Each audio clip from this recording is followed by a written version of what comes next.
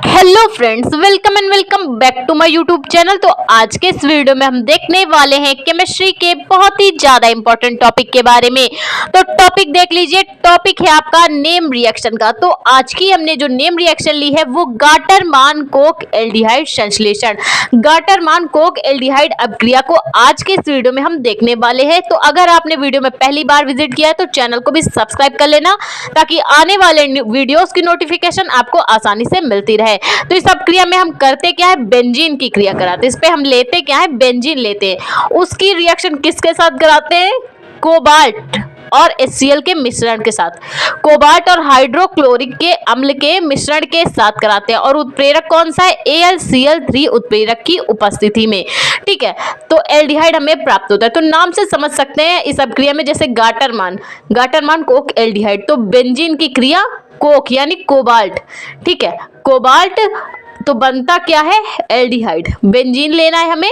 ठीक है, गाटरमान अभिक्रिया में भी क्या होता है, डाइजोनियम लवण हम यूज करते हैं C6H5N2Cl, तो इसमें हम केवल बेंजीन यूज करते हैं। ठीक है, कोक यानी आपको कोबाल्ट लगाना है, प्राप्त क्या होता है, एल्डिहाइड प्राप्त होता है।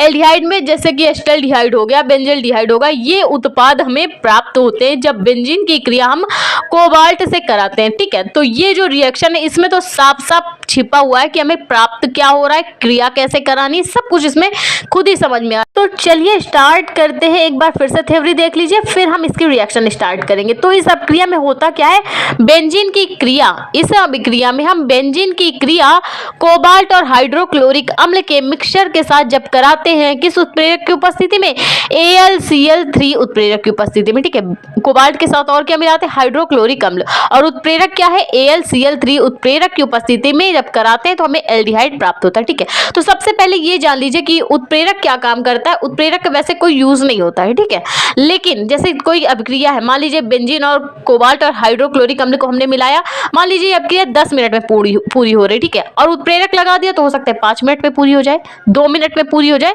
तो उत्प्रेरक का काम बस इतना सा होता है, अभिक्रिया की क्रियाशीलता को बढ़ाना। तो देख सकते हैं आप, रिएक्शन में हमने लिया है बेंजीन और इस पे मिक्स किया है कोबाल्ट और हाइड्रोक्लोरिक अम्ल।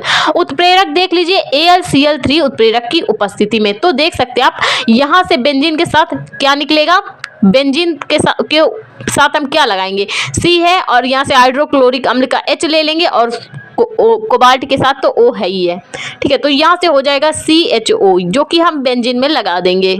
ठीक है, अब बेंजीन का फॉर्मूला होता है C6H6, लेकिन जब हम इसमें क्या करेंगे, ये CHO समूह जोड़ देंगे तो एक H कम हो जाएगा। बेंजीन का फॉर्मूला क्या होता है, C6H6, लेकिन जब CHO समूह लगा देंगे तो एक H कम हो जाएगा, और वही H क्या होगा, हाइड्रोक्लोरिक अम्ल। ये जो क्लोरीन, हाइड्रोक्लोरिक अम्ल का क्लोरीन बचा था, इसके साथ निकल जाएगा। तो यहाँ पे क्या हो जाएगा, हाइड्रोक्लोरिक अम्ल एक बार फिर से हमें प्राप्त हो जाएगा। ठीक है, बेंजीन की क्रिया जब हमने कोबाल्ट से और हाइड्रोक्लोरिक अम्ल से कराई, किसकी उपस्थिति में, एनहाइड्राइड AlCl3 की उपस्थिति में।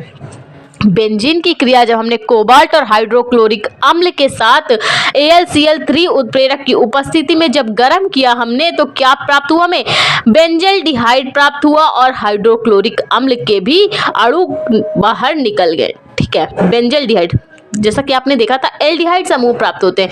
तो जब भाई बेंजीन की क्रिया कर रहे हैं तो हमें बेंजल्डिहाइड प्राप्त होगा। अगर हम क्या करते, ले लेते एथिल समूह लेते, तो हमें एस्टल्डिहाइड प्राप्त होता, लेकिन हमने यहाँ पे बेंजीन की क्रिया कराई, इसलिए हमें बेंजल्डिहाइड प्राप्त हुआ। तो आई होप आपको गाटरमान कोक एल्डिहाइड अभिक्रिया समझ में आई हो तो प्लीज वीडियो को लाइक और हमारे चैनल को सब्सक्राइब करें। Thank you for watching.